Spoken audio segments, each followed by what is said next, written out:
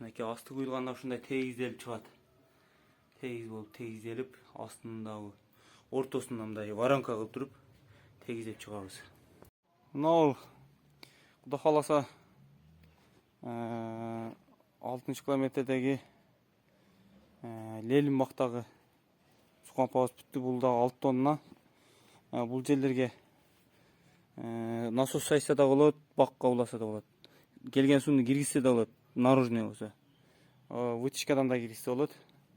Мына тарапка, үй тарапка поплавок ташталган, ушул жакка улап койсо да болот. Поплавокту, насосту улайтып турганга 2 турба жердин астынан 50-60 см тереңдикте таштап кеткенбиз.